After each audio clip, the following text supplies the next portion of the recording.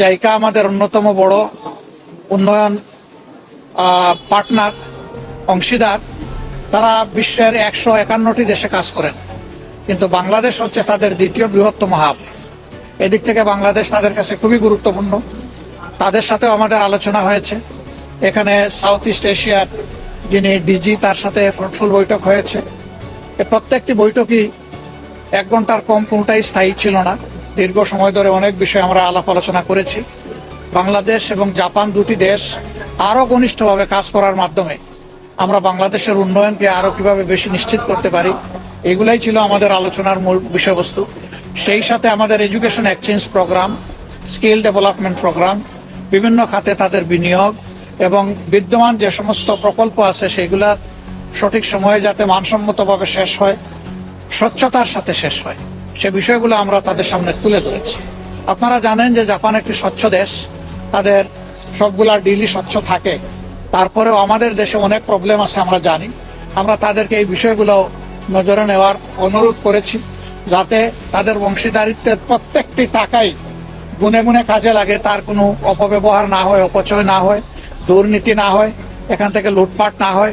তারাও আমাদের সাথে একমত যে এই বিষয়ে তারা তাদের দিক থেকে সর্বোচ্চ সতর্কতা তারা অবলম্বন করবেন। আমরা সিটি গভর্নরের সাথে মূলত বসেছিলাম তাদের ডিজাস্টার ম্যানেজমেন্ট এবং ওয়াটার সাপ্লাই, এই দুইটা বিষয়ে তারা কিভাবে এত বড় একটা সিটিকে ম্যানেজ করে এটা বোঝার জন্য। আপনারা জানেন জাপান হচ্ছে বিশ্বের সবচেয়ে বেশি কি বলে এটাকে ভূমিকম্প প্রবণ এলাকা। আমরা থাকা অবস্থায় আমরা 8 দিন ছিলাম, এর মধ্যে 6 দিনই ভূমিকম্প হয়েছে। এরকম একটা দেশের নাম হচ্ছে জাপান। সেই জাপান কিভাবে তাদের এত বড় ইনফ্রাস্ট্রাকচার ম্যানেজমেন্ট করে, এটা আমাদের বিশাল কিউরিওসিটি ছিল। সেই বিষয়ে অনেক কথা তাদের সাথে হয়েছে। আশা করি দেশের ভবিষ্যতে উন্নয়নে এগুলা কাজে লাগবে ইনশাআল্লাহ। এরপরে জাইকার সাথেও মিটিং হয়েছে। তাদের আরো সামনে অনেকগুলো বড় প্রকল্পের চিন্তা আছে। আমরা তাদেরকে বলেছি যে শুধুমাত্র আরবান ডেভেলপমেন্ট নয়, শহরে অবকাঠামো নয়, বরঞ্চ গ্রামীণ অবকাঠামো উন্নয়নেও তারা যেন ভূমিকা রাখতে পারে, যাতে আমাদের দেশে একটা সমান্তরাল ইউনিফর্ম একটা ডেভেলপমেন্টের পরিবেশ সৃষ্টি হয়। এরপরে আমরা অন্যতম একটা বড় দাতা সংস্থা, এটা বিশ্বের 3য় বৃহত্তম দাতা সংস্থা, যারা বাংলাদেশে 2টা অঙ্গনে কাজ করে। একটা লেপ্রোসি নির্মূলে কাজ করে, আরেকটা তারা আমাদের রোহিঙ্গাদের মধ্যে কাজ করে। রোহিঙ্গা শরণার্থী যারা আছেন, বাসাঞ্চলে তাদের কাজ আছে, খুকিয়া এবং টেকনাফে তাদের কাজ আছে, আর সারা দেশে তাদের লেপ্রোসির উপরে কাজ আছে। তো এই বিষয়গুলো নিয়ে তাদের সাথে আমাদের ডিটেলস আলোচনা হয়েছে। তারা ক্লাইমেট চেঞ্জের, জলবায়ু পরিবর্তনের যে আমরা ওয়ার্স্ট ভিকটিম হয়েছি, এই ক্ষেত্রেও তারা অনেক কাজ করতে চায়। তারা একটা পরিবেশ চায়। আমরা তাদেরকে নিশ্চিত করেছি যে আমরা সরকারি দলে না বিরোধী দলে, এটা বড় কথা না। আমরা আমাদের দেশকে ভালোবাসি, আমরা আমাদের দেশের উন্নয়ন চাই।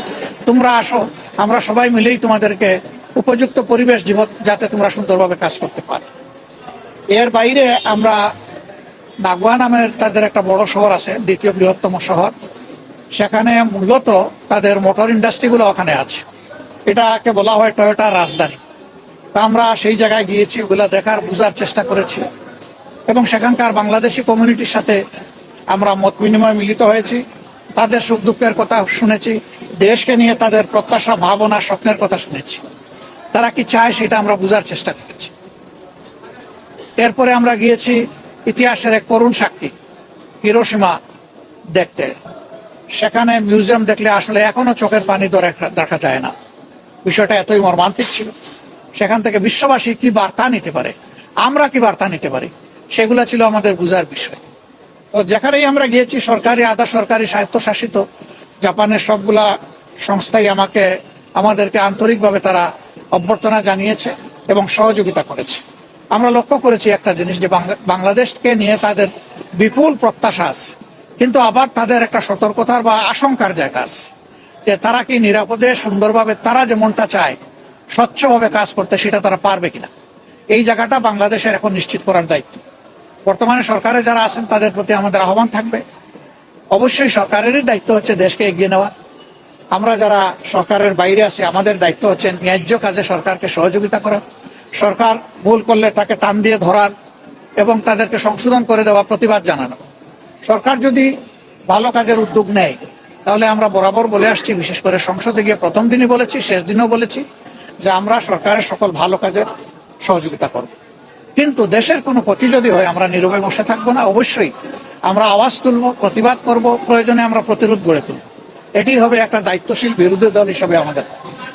তা আমরা একটা জিনিস লক্ষ্য করেছি যে জাপান বাংলাদেশকে নিয়ে অনেক চিন্তা করে। তারা একটা কথা বলেছে যে বর্তমান গতানুগতিক সংসদের ব্যতিক্রম আমাদের কাছে মনে হচ্ছে। তোমরা যেমন একদিকে প্রতিবাদ করছো, আরেকদিকে তোমরা সহযোগিতাও করছো। এইভাবে যদি তোমরা তোমাদের দেশকে ভালোবাসো তাহলে আমরাও তোমাদের প্রতি ভালোবাসা বাড়িয়ে দেব। এটা কিন্তু তাদের একটা অত্যন্ত মজবুত বার্তা এই দেশ এবং জনগণের জন্য। আপনারা দোয়া করবেন এখানে। হ্যাঁ, ইয়েস, আমরা তাদের সাথে আলোচনায় তারা কি কি করতে পারে অনেক বিষয় নিয়েই তাদের সাথে আলোচনা হয়েছে। এর মধ্যে একটা বিষয় ছিল, আমাদের দেশে আপনারা জানেন যে বিপুল সংখ্যক ক্যান্সারের রোগী আছে। তাদেরকে বাংলাদেশে আমরা ভালো চিকিৎসার ব্যবস্থা এখনো করতে পারি। আমাদের দুই একটা ক্যান্সার ডেডিকেটেড যেগুলো আছে এগুলো এনাফ ইকুইপ না এবং সেইভাবে স্কিলড না, যার ফলে বিপুল সংখ্যক রোগীকে অনেক কষ্ট স্বীকার করে বিদেশের মাটিতে যেতে হয়। আর যাদের বিদেশে যাওয়ার সামর্থ্য নাই তারা দুকে দুকে মৃত্যুর দিকেই ঢলে পড়ে। আমরা এই ক্ষেত্রে তাদেরকে অনুরোধ করেছি যে ফিজিবিলিটি স্টাডি করে তারা ইনভেস্টমেন্ট বেসিসেও হতে পারে, আবার ফিলান্থ্রপিকও হতে পারে, যেভাবেই হোক তারা যেন আমাদের দেশে মানসম্মত বড় মাপের একটা ক্যান্সার ইনস্টিটিউট এবং হাসপাতাল গড়ে তোলে। শুধু হাসপাতাল হলে আমাদের লোকরা জানার সুযোগ পাবে না, কিন্তু এটা যদি ইনস্টিটিউট হয় তাহলে হাইয়ার স্টাডির দরজা খুলে যাবে। আমাদের আরো কিছু স্কিল লোক তৈরি হওয়ার একটা ব্যবস্থা হবে। তারা বিষয়টাকে সক্রিয় বিবেচনায় নিয়েছেন। আমরা আশা করছি যে এই ব্যাপারে তারা ইতিবাচকভাবেই আগাবেন। এরকম অনেক বিষয় তো আলোচনা হয়েছে। অল্প সময়ে 7-8 ঘন্টার আলোচনাকে সামারাইজ করা খুব কঠিন। আমরা আগেই সিদ্ধান্ত নিয়েছিলাম ফেরার পথে আমরা থাইল্যান্ডে ঢুকবো। থাইল্যান্ডে আপনারা জানেন যে আমাদের জুলাই যোদ্ধাদের একটা অংশ এখন আছে 64 জন। আগে এই সংখ্যাটা আর একটু বেশি ছিল। কেউ 1 বছর, কেউ 10 মাস, কেউ 11 মাস, এই সময় ব্যাপী তারা ওখানে চিকিৎসাধীন আছে। আমাদের একটা নৈতিক দায়বোধ আছে, একটা নাগরিক দায়িত্ব তাদের উপর আছে, একটা রাজনৈতিক অঙ্গীকার আছে। আমরা সেই অঙ্গীকারের মানবিকতার জায়গা থেকেই তাদেরকে দেখতে গিয়েছিলাম। আসলে তাদেরকে এখনো দেখলে খুবই খারাপ লাগে। একজনের পায়ের 4 ইঞ্চি, 6 ইঞ্চি, 8 ইঞ্চি হাড্ডি নাই, শুধু গুস্ত আর চামড়া ঝুলে আছে। অনেকে প্যারালাইজড হয়ে গেছে, অনেকের বডি শুকিয়ে গেছে। একটা ছেলে, তার বাবা এসে বলল যে আমার একমাত্র ছেলে খুবই খারাপ অবস্থা, না দেখে যাবেন না। ওখানে একটা হাসপাতালের 7, 8 এবং 9 তলা পুরোপুরি ভাবেই এই রোগীদের জন্যই নেওয়া হয়েছে। সরকারের দায়িত্বভার গ্রহণ করেছে। ইন্টারিম সরকারের সময় তাদেরকে প্রেরণ করা হয়েছে। এমবেসি থেকে লোকও নিয়োগ আছে, কিন্তু এই লোকরা তো চাইলেও কিছু করতে পারবে না। এমন কিছু কেস আছে এগুলার কোনো জবাব নাই, এমন কিছু ঘটনা আছে এগুলার কোনো রিমিডি নাই। তারা কিন্তু এই অবস্থায় হয়তো দেশে ফিরবে। এর মাঝে একজন, সে বললো যে 1 সপ্তাহের ভিতরে আমার এই পাটা কেটে ফেলবে। একেবারে ক্লাস 9-এর ছেলে, বলেই সে কেঁদে দিল। কিছু করার নাই। আমরা তাদেরকে শুধু সান্ত্বনা দিতে গিয়েছিলাম, তাদের কষ্ট আমরা ভাগাভাগি করতে গিয়েছিলাম, তাদেরকে এবং তাদের আত্মীয় স্বজনকে আমরা সান্ত্বনা দিতে গিয়েছিলাম। আমরা মনে করি রাষ্ট্রের অনেক দায় আছে। তাদের চিকিৎসা এবং পরবর্তী পর্যায়ে তাদের কাউন্সিলিং এর জন্য সরকারকে উদ্যোগ নিতে হবে, সাইকোথেরাপি দিতে হবে। শুধু যে আহত হয়েছে তাকে না, গোটা পরিবার ট্রমাটাইজড, গোটা পরিবারকেই সাইকোথেরাপি দেওয়া লাগে। অনেকে এখনো ঘুমাইতে পারে না, সারা রাত সারাদিন সজাগ ছটফট করে বিছনার মধ্যে। আমরা সেই দেশের যারা চিকিৎসা সেবায় নিয়োজিত তাদের সাথে কথা বলেছি, তাদেরকে আমরা খুবই আন্তরিক পেয়েছি। আমরা অনুরোধ করেছি যে তাদের সবটুকু দিয়ে যেন আমাদের এই কষ্টে থাকা লোকগুলোকে তারা সেবা দেন।